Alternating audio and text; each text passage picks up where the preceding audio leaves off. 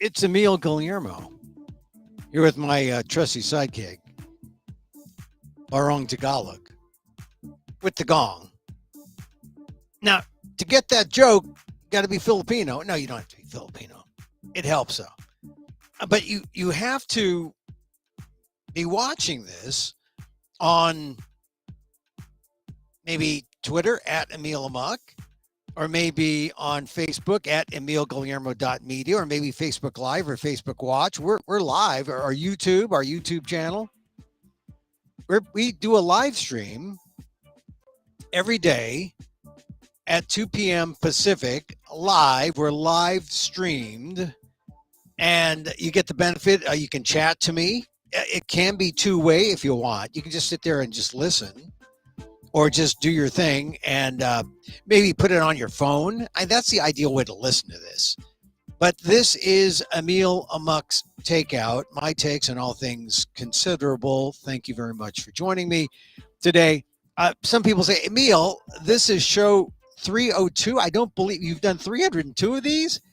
Well, not to brag, but yeah, I mean, if you had a basketball hoop outside your door and every half hour you can just like step outside and just like shoot a couple baskets, just in case, because you just never know when you're going to be called on to get that corner three, right?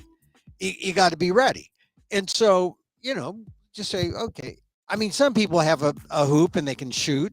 Or maybe they'll do like every half hour, every hour on the hour, they'll do 10 push-ups or something. But you got to be prepared. So this is kind of like a live practice, like going to the gym, right? Like an open mic. And I own the mic, and I don't care if you're there. I care if you're there. I care if you're there. But really, I do this because I've been a career journalist, talk host, been on radio, been on television, and stuff happens. And I just have to share with you this stuff. And there's a lot of stuff. This is, first of all, I call this the micro talk show of the AAPI and the AAXs, AAPI, Asian American Pacific Islander. Or I think it's evolving what we call ourselves. The AAXs, meaning Asian American X, add your ethnicity. That way, if you're Cambodian, you can be an AAC. Yeah, if you're Chinese, you can be an AACH. And, your Jewish spouse can join in and feel like you can be double ox. And, if you're AAF, like I'm Asian American Filipino, I'm trying to build up that AAX naming convention, because clearly AAPI, it's okay, but what about those Native Hawaiians? You can exclude Tulsi Gabbard if you want, but I mean, say you include her, what would an AAPI, how do you get the AAPI-NH or the AANHPI? I like Anipihim, which would be AAPI or AANHPI, Asian American Native Hawaiian Pacific Islander Heritage Month, Anipihim. I sort of like the way that flows. But look, it's up for debate, up for discussion. We don't have to decide now. But welcome to the program. I talk about our thing because no one ever asks, what does an Asian American think? I mean, when was the last time you were polled? And, there's never enough in the sampling if they're going for, if they're doing a random sample. There's never enough to say, oh, Asian Americans think this. Unless you want a poll that's like plus or minus 300 or something. But for specific Asian American polls, you got to target, or you just have to have a huge sample size. I mean, general sample, random. And that's what we're going to talk about today, about what, ordinarily ask, what does an Asian American think? Today, I'm going to showcase, what does America think about us? Yeah. What does an Asian American think about us? And I'll share with you some data that's been put out. Big group, Asian American think tankers getting together saying this is what people think about Asian Americans. So we'll talk about that during our show. The show, like I said, it's a micro talk show. So some shows go 3 hours, 4 hours. I mean, in the talk show realm, this one might go, 40 minutes, 30 minutes. I mean, you can listen to it. You can hang out with us. Pretend it's radio. It's not like it's not like a TikTok. This is not a TikTok. Although I'm threatening to go to TikTok. I also want to talk about Norm Mineta again and about abortion, because that's the news. All the rage. We're raging about the leaked document. Here's my thought about that. And I think we are seeing what's happening in American society. I'm calling it the Great American Backslide. This is something that's been going on for decades, really. I mean, a little bit at a time, little incremental things with threats. And always there's been some kind of stalwart force to like push back to keep up the backslide from coming down and dumping on us, right? But I don't know if that's around anymore. So we're seeing this Great American Backslide happen with this leaked document about Roe and about abortion. And now here's a thought that there could be many more things that will be backsliding, many more rights that we take for granted that will be backsliding. And we're talking about rights that have been around 50, 60 years. So if you have been reluctant to embrace climate change, how reluctant are you to embrace social climate change? Because social climate change is coming. I mean, I would say, I don't want to say we're here, because that document was really a kind of a wake-up call, right? It's coming. The social apocalypse is coming. The social climate warming. Actually, it's not a warming. It's kind of like a cooling.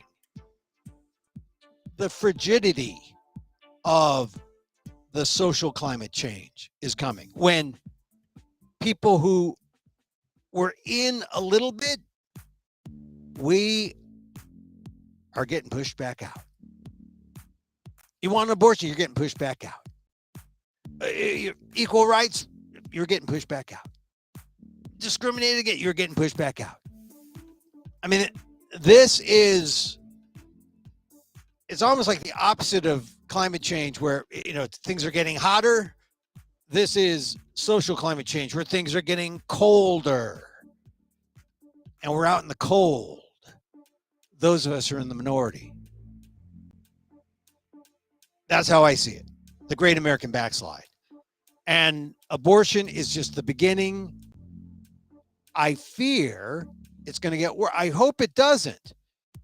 But it won't get worse if we come together and fight this and push it back up. It's going to take some doing. But it can be done. I'm just saying, that's the news today. The alarm of that backslide. And it's very pronounced for Asian Americans. First of all, let me say this about Asian Americans. And let me play my sounder. Every talk show has a sounder. That's my sounder. You notice in the news, there's a story about a woman in Pennsylvania, in Bucks County, who kidnapped her kids and accused or suspected of having shot her kids, Asian American. The guy out in, I believe, the Hollywood Bowl, right, attacked Dave Chappelle. Dave Chappelle, who's a good guy, who was married to a Filipino American. Dave Chappelle, he's birthed Blasian babies, Asian, black. I mean, this is, he's living the life of the biracial, multiracial American diverse family, right? So he can do no wrong as far as I'm concerned. But some people really feel that he went over the line with the trans thing. If you just got to see the joke. It's not I mean, I cut Dave Chappelle a lot of slack for other things, but anyway, we'll talk. I've talked about that in the past. Look, I'm trans friendly. I'm not anti-trans. I am anti-violence. And isn't it funny how the guy who they have now under suspicion, who tackled Dave Chappelle, is allegedly this guy is an Asian American, Isaiah Lee. I mean, it's almost like strange. Isaiah Lee, you got the woman in Bucks County, Asians behaving badly. It's almost as if during Asian American Pacific Islander Heritage Month, or Asian American Native Hawaiian Pacific Islander Heritage Month, that's what May is, suddenly all the badass Asians are out in public. I find that kind of funny. Well, I mean, maybe they're saying, look, we got to go against type. It's Asian American Heritage Month. We gotta go against type and say, show how we're like, really, we're not like goody two shoes. We're not the model minority. We're capable of killing our own. We're capable of tackling Dave Chappelle. We're capable of all those things. I mean, that's kind of, I don't know. I don't think we need that kind of help PR wise, but if you were an observer of this, seeing this, you'd say, well, I guess this is the thing. I mean, Asian Americans, they're just as screwed up as everyone else. I guess. I mean, that could be a conclusion. That would have to be a conclusion, I think. Anyway. All right, one last thing on before we get to the survey. Norm Mineta. You know I love Norm Mineta. Go to my ALDEF column, Asian American Legal Defense and Education Fund, the aldef.org/blog. You see it on the screen, AALDEF.org/blog, Asian American Legal Defense and Education Fund. I write about Norm. I called him Mr. Asian America. I mean, everyone is now, all the Asian American groups are putting out their things saying, oh, the legacy of Norm Mineta, this. Yes, he has a legacy. Yes, he was historic. Yes, we all mourn him. But I think we just ought to call him what he is. He was Mr. Asian America. And that's, I mean, I think I'm pretty reserved in that. I mean, I don't think, who? Simone Liu? Mr. Asian Man? He's Canadian. Yeah, I like Simu Liu. I like him. I like Shang-Chi. I like that. I like the fact that they had a character whose name Emil, who's like in the cage fight. I think he wasn't real. He was he was one of those 3D images. I'm real. I'm virtual, but I'm real. So who is Mr. Asian America? Is it The Rock? I mean, usually it's some kind of celebrity. That's who they make. But if you want to talk about who has had an impact lasting over time, over generations, who has meant something in terms of the formation of Asian America, who's still around? Well, he left us this week on Tuesday. But who? Norm Mineta. I think it's safe to say that Norm Mineta, you can call him maybe a member of the greatest generation of Asian Americans. What I mean is they're the oldest who are around who remember things like the internment and beyond. And they remember things like, the 65 Immigration Act. They remember things like the things that came after the internment. They remember things, or they were able to do things like Norm did to get the Civil Liberties Act passed, to get $1.6 billion paid out in reparations, and then continued to go on and be part and to really be the big shoulder that everyone jumps on. And if you are an Asian American who is having any kind of success or any kind of prosperity in your career, look underneath the shoulders you're standing on. Norm Mineta's. It's incredible. And I feel compelled to bring him up because, well, he died this week. And because I was his former press secretary. I think that you should know how important Norm Mineta really was to America. And like I said in my column, I know him more as the people's Norm, as the guy who goes out to the community events. I first met him at Asian American Journalists Association events. I met him at those things. Later on, I became his press secretary in Washington, dealing with the district, San Jose, Los Gatos. He taught me a lot about just being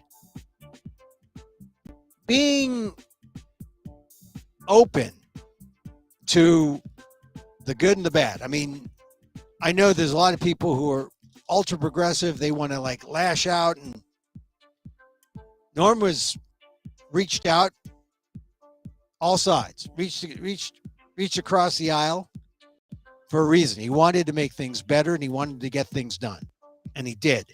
That's what you do in politics. It's a lesson that we can learn from Norm Mineta, greatest generation of Asian Americans. And now we're building anew. And now it's going to be a challenge because we are in this era of the Great American Backslide.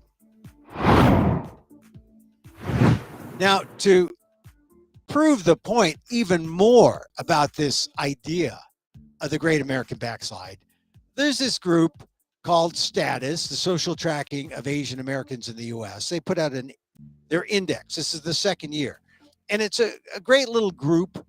Their advisory committee includes all these great professors, people like Erica Lee, University of Minnesota, people like Russell Jung, San Francisco State, people like Karthik Ramakrishnan, UC Riverside. So these are people are on their board, and the purpose was to assess the attitudes, stereotypes of Asian Americans, get a representative sample in the United States and see what they got. And this is from the executive summary. If you missed this, this is from Status, STAATUS.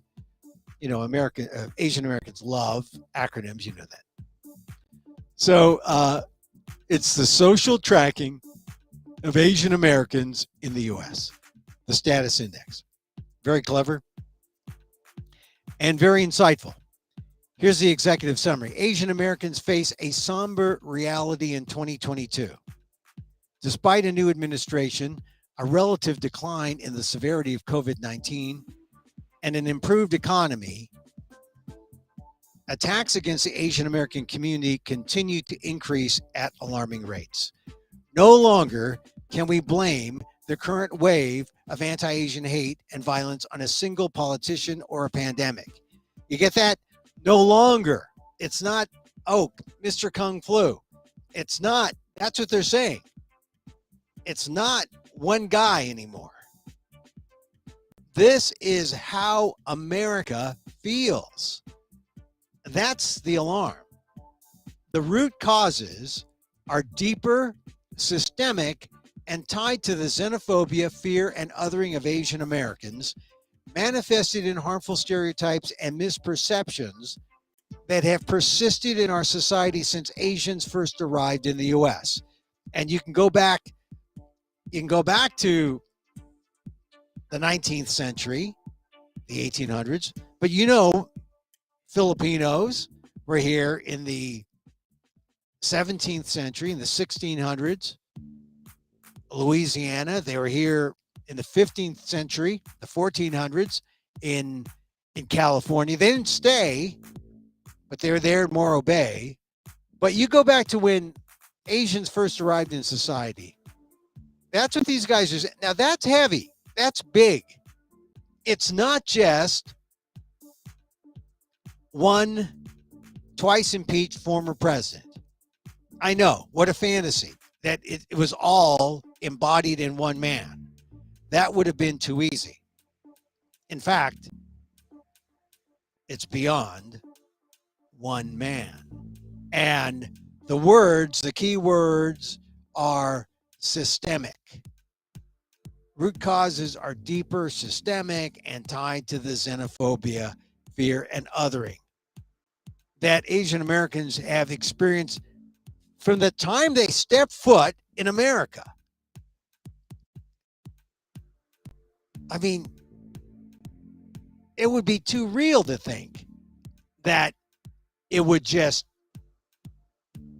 be because Trump had nothing to say about the origins of the coronavirus. That would be too easy. That was just a dummy stumbling onto Kung Flu and a joke like that, scapegoating us. But it worked for a while because it did fire up people to come out and attack Asian Americans. But this survey shows after more than 2 years, it's more than just one guy. This year's expanded status index builds on the work of the groundbreaking 2021 study to better understand stereotypes and misperceptions. They did a survey from 5,113 respondents. 5,100, not 5,112, not 5,114, 5,113 respondents. Here's what they found. The U.S. is in the midst of a racial crisis, and there's broad agreement that people of color are much more discriminated against and much less advantaged than white Americans. We're discriminated. We don't get the advantages. People understand that. Broad agreement that people of color are much more discriminated against and much less advantaged than whites. Point 2, like Black and Latino Americans, Asian Americans face high levels of discrimination. Yet many Americans are unaware of the spike in anti-Asian American racism and hate over the past year. That means most high levels, right, of discrimination, Americans are unaware of these high levels of discrimination. Despite how sensitive we are, we feel it. We feel stop AAPI. We feel the hate. Most Americans have no clue. Point number 3. Asian Americans are least likely among all racial groups to feel we belong and are accepted in the U.S., even if from the U.S. So, if there's a pecking order, well, there's blacks and Latinos. They're sort of fighting for the top, although there's many more Hispanics, Latinx, than African Americans. Just saw a news report out of San Francisco. My old middle school. Some Latinx kids getting bullied because they don't speak English, because they're forced to go to public school. Everett Middle School in San Francisco. I used to live right across the street, go to Everett, and I know exactly how they feel. And I was born here. I didn't get bullied because of my race. I got bullied because I carried books. Now here are these students. The students who are bullied are Latinx. They don't identify in the report who was doing the bullying. But San Francisco Unified School District has a heck of a problem on their hands. But that shows me about the backsliding. I went to Everett more than 50 years ago, and this kind of stuff's still happening. So, as I said, Asian Americans, least likely among all racial groups to feel we belong and are accepted in the U.S., even if we're born in the U.S., meaning you're born here, you're an American, you're a citizen, this is your home, and we don't feel welcome. I always felt like that's kind of the thing that bugged me about my father coming here. I mean, I understand why he didn't feel welcome. But when I feel unwelcome, this is my home. Next point. On one hand, Americans see the contribution of Asian Americans to the U.S. and view Asian Americans in stereotypical model minority terms as nice, smart, hardworking, and success in business. See, I put on my glasses for that. On the other hand, an increasing percentage of Americans in 2022 question the loyalty of Asian Americans and blame Asian Americans for the COVID-19 epidemic, fueling the perpetual foreigner stereotype. So you see, it's kind of a mixed bag. You want to talk about, the ghost, or not the ghost, but the son of Ferdinand Marcos. Ferdinand Marcos Jr. is running for president in the Philippines, and he has a good chance of getting elected. And Filipinos here who are dual citizens are voting, and many Filipinos who aren't voting are still concerned about that because of what it represents in the autocracy versus democracy paradigm that's happening throughout the world. But people observing this kind of behavior say, oh, wait a minute. Who are you loyal to? The Philippines? You can't have this split identity. Why not? Oh, well, you got to be one or the other. Come on. People view us when we have our eyes abroad to our ancestral homes and say, oh, split loyalties. It's like we don't belong. It's like we don't belong. So that's a broad overview. I've treated you like the executive that you are and given you the executive sense of what this is about. But there's some really eye-opening things about race relations. 50% of Americans say race relations are getting worse. 26, about the same. 20% say improving. 4% not sure, but half of all Americans feel race relations getting worse. I'd have to agree with them. By race, Asian Americans and white Americans are kind of close. 50% Asian Americans, 53% white Americans. Black Americans, only 46% say getting worse. Latinos, 41%. The majority of Americans recognize that Asian Americans are being discriminated against. 56% say that. And 6% say Asian Americans are more advantaged. I wonder who would say that. Here's one that gets me. Nearly 1/3 of Americans are unaware that attacks against Asian Americans are increasing. 1/3. That can't be good. We had the anniversary of Atlanta. We've got the trial coming up of Robert Aaron Long and the killer, the suspected killer. 1/3 unaware. What this does is it speaks to our general invisibility, right? And of course, when you feel invisible, what does that make you feel?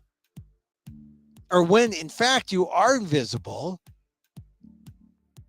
it makes you feel like you don't belong. And in fact, 1/3 of us, 29% of Asian Americans, Just like 33% of Black Americans completely agree that they feel like they belong and are accepted in the U.S.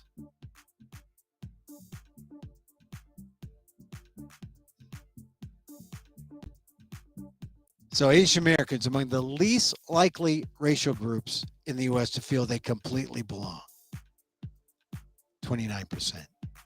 It's sad. Here's the one. Asian Americans born in the U.S. are less likely to feel that they belong and accepted in America than Asian Americans born overseas. This is tricky. How does this work? You were born in the U.S. and you don't feel you belong? Is that because you're too smart for your own good and you just keep thinking this thing? I don't know. But 72% of Asian Americans born overseas feel that they belong. Only 67% of Asian Americans born in the U.S. So that's funny. If you are an American citizen by right and you don't feel you belong, that's a head issue. As much as it is a real world stuff is happening to us issue, it's got to be a head issue too. Here is another one. Black, Latino, and Asian Americans, so all of us, see Asian Americans as people of color. Black, Latino, and Asian Americans see Asian Americans as people of color. What are you? Filipino, Chinese? We're people of color. Yes, of course. Now, if you're white, you see Asian Americans as more similar to themselves. Oh, you're white. Oh my goodness.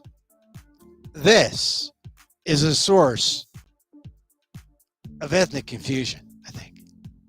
But it's real, and I'm sure, Black, Latino, Asians, yeah, we would see ourselves as people of color.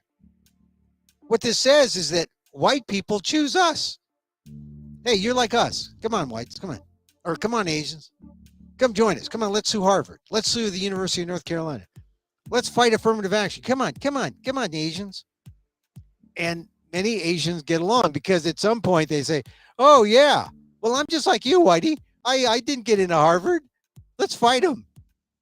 And that's the dynamic going on. But this is all from the status report, the social tracking of Asian Americans in the U.S., an index that comes out each and every year. This is the second year. But it's interesting. No? Got to admit, it's because it's data. Look, a lot of people like data because they can say, the thing about data, they can say, oh, look, here's the book. I got the facts. Well, yes and no. What you got is someone's opinion. You got the snapshot in time. But in lieu of anything else, it gives us something to work with. So I don't want to poo-poo the data totally. I mean, not totally. I mean, I know some of those folks who are doing the data crunching, and I appreciate that because it gives us some insight. But it's just like a public opinion poll in politics, snapshot in time. What does it mean in terms of, the real deal? I mean, what does it mean? Like if this was taken last year, what does it mean now? And wouldn't it be better if you had real life examples of a white person saying, oh yeah, that's an Asian American. He's like us. Come on. I suppose, but then you say, oh, that's just one guy. That's anecdotal, Emil. That's anecdotal. It's anecdotal. It doesn't count. That's anecdotal. We need some data. Data. And that's been the biggest thing in journalism over the last 15, 20 years. Data. Oh, anecdotal lead? That's all you got? All you got are anecdotes? Well, you're just a journalist. We have done a study, and our study is a snapshot of time. It's a broad snapshot. Okay, look, see, there's some conflict.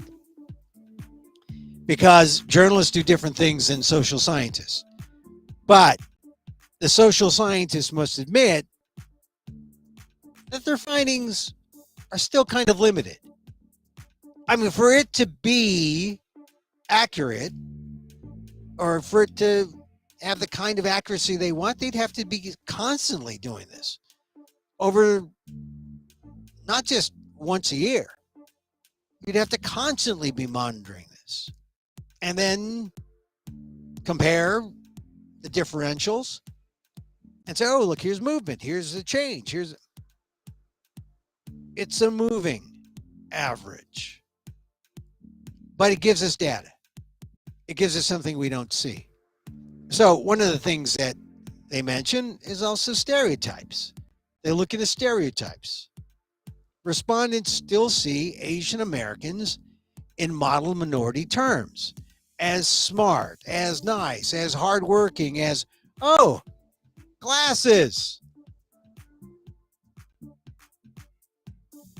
So these are things that have plagued Asian Americans. It's funny, and it's high. It's across the board that way. Whites, blacks, Latinos.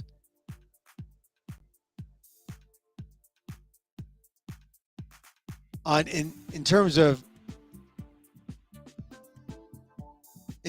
Asian Americans, yeah, 39%, kind, nice, thoughtful, friendly, amicable. 39%. 36% said we were intelligent and smart. 23% said we were hardworking. Here's what people said about whites. Oh, what about whites? 36% said they were entitled and privileged. That's pretty high. 24% said they were kind, nice, thoughtful, friendly, and amicable. Not as nice as Asian Americans, though. And 16% called white Americans pale white, which I guess is kind of insulting. Black Americans, this is the things they use for black: oppressed, bullied, and marginalized. 28% use those words for black Americans. Only 22% said kind, nice, thoughtful, friendly, and amicable. I guess this was taken after the Will Smith incident. 11% said that blacks were intelligent and smart. These are the stereotypes that are working. For Latinos, look, this is Cinco de Mayo. So for Latino Americans, Latinx Americans, 38% said hardworking. And I wonder if this survey was done on the day that their lawns were checked up on. That's a joke. 36% said kind, nice, thoughtful, friendly, amicable. Almost as kind, nice, thoughtful, friendly, and amicable as Asian Americans. 36%. And here's why I should mention Cinco de Mayo. 16% thought every Latino American was Mexican. 16%. Stereotype. These are the stereotypes according to this survey tracking of Asian Americans in the U.S.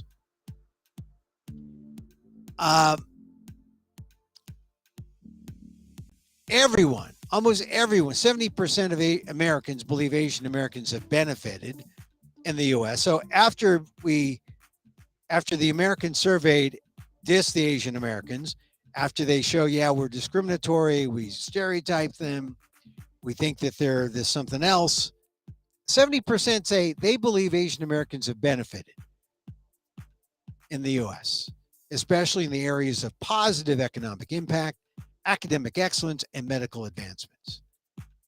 And then I just want to go to one more. A couple more. Compared to 2021, Americans in 22 are more likely to question the loyalty of Asian Americans. How about that? 20% in 2021. Now in 2022, 33% say I don't know about that the funny-eyed guy that Is that Asian? I don't know about that guy. 1 year. That's quite a jump. Compared to 2021, Americans in 2022 are more likely to say that Asian Americans are at least partly responsible for COVID-19. That's significant. 11% in 2021, 21% now say Asian Americans are likely to be responsible. So, and let me close with this one, because this is big. Most Americans cannot name a prominent Asian American when asked. They asked, 58% said they didn't know. 58% said they don't know.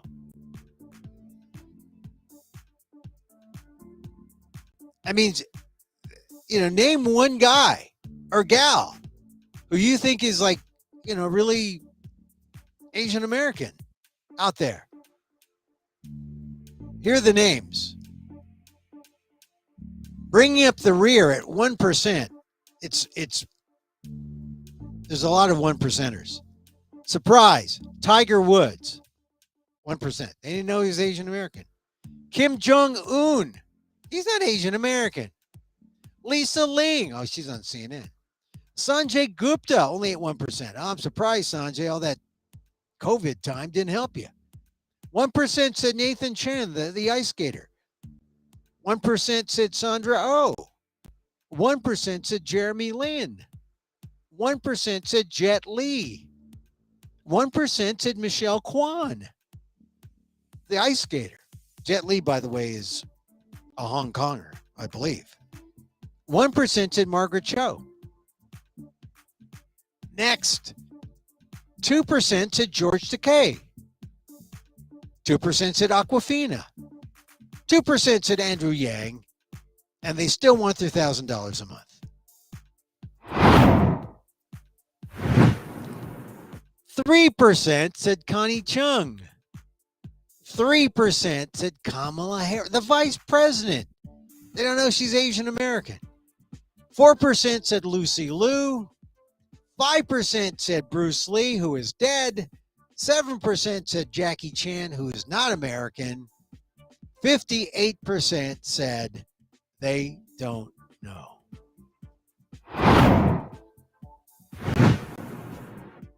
And here, Americans still primarily see Asian American women portrayed in stereotypical and negative roles in TV and movies. And they were talking about women. 10% kung fu martial arts expert. 10% geisha or sex worker, prostitute or stripper. 10% said, I don't know. Why are you asking me? 10% said janitor, maid, cleaner. Only 5% said mom. Only 5% said spouse. Only 5% said sexy, hot, beautiful, or attractive. Similarly, Americans primarily see Asian American men in stereotypical negative roles. Of course, a full 29% said kung fu martial arts expert. 17% said gang member, criminal, drug dealer, villain. 9% doctor. 8% supporting roles. 6% said businessman, lead roles, don't know. 4% said smart, intelligent. 4% said nerdy, so we're not the nerds. 3% said funny, witty, comedic, relief. Only 3% are funny. Sorry, Roni Chang.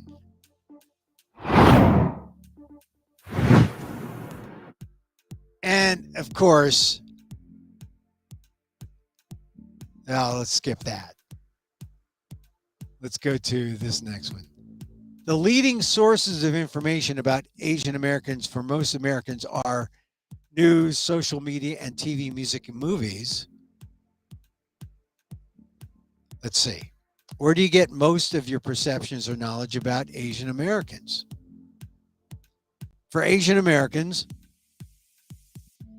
number 1 said family. Number 2 said social media. Number 3 said friends. Only the 4th was news. 5th, TV, music, or movies. And 6 from colleagues. So Asian Americans got it mostly from family. Black Americans, they got their views from the news. Oh, there's that Asian tackling Dave Chappelle. Kill those Asian Americans. Number 2 said TV, music, and movies. 3 from social media. Latino Americans, number 1, social media. They got their views of us. 2 from the news, 3 from TV, music, and movies.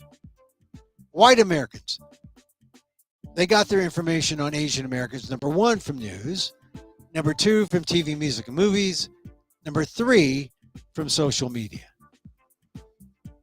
So, the importance of seeing Asian Americans in the news, Asian Americans in TV or music or movies, very important, which is why Silk Sonic, there it is.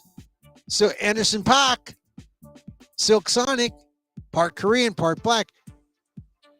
Bruno Mars, part Jewish, part Filipino. Olivia Rodrigo, part white, part Filipino. You know, this is the thing that furthers people's ideas about Asian Americans. So that's from Status, the social tracking for Asian Americans. You know, fascinating. It's fascinating stuff. So look them up, social status or social tracking for Asian Americans in the U.S. Great job. I'll be talking more about it tomorrow and writing about it in my column, only because it's fascinating. Fascinating to have this data, because when you have data, it's okay, look, it's snapshot in time, but it's real. Here it is. I'm not making it up. Here it is. And once you know that this is the reality, maybe it helps us to push for more interaction in the news, push for more representation in movies, push for more, push for just more visibility in general, because the visibility level is just terrible. All right, one last thing. I'm a member of the AAJA, Asian American Journalists Association. They came out with something just today. Look, you'll find everyone coming out with stuff about Asian Americans this month, at least the first month, because it's Asian American, Native Hawaiian, Pacific Islander Heritage Month. But it's kind of amazing, this AAJA snapshot. It's a broadcast snapshot, they call it. Finds underrepresentation of AAPIs and local TV news in top 20 media markets. Preliminary findings from a broadcast snapshot analyzing the number of AAPI reporters, anchors, meteorologists, and hosts working in local television newsrooms across the country. They compared the demographics of the top 20 media markets in TV, LA, New York, Chicago, right? With the proportion of AAPI on all staff at the stations. The result, AAJ found that local TV stations in the top 20 designated market areas, DMAs, did a poor job proportionately representing the AAPI population in their communities. Nearly half, 48.3% of the AAPI population in the U.S. lives in the top 20 DMAs, yet a quarter of the stations had zero AAPIs on the air. How can you have nearly half of the AAPI population, which is roughly 23 million people, if you include the multi-race, 24 million. Half the AAPI population in the U.S. living in the top 20, yet a quarter of the stations 25% of those 20 stations. That would be what? 25% would be like 5. 5 of those stations had no AAPIs. Not even a, let's see, they were talking about not just anchors, they were talking about reporters, anchors, meteorologists. Now, no one could go like this and play with the chroma key or play with the blue screen or green screen. No hosts, reporters, a guy who gets 10 seconds of a stand up. 0. Now, I was a television reporter in when was it? I was in Reno in 1979. Then Dallas in 1980, San Francisco in 1981, and San Francisco till for about 9 years or so, eight or 9 years.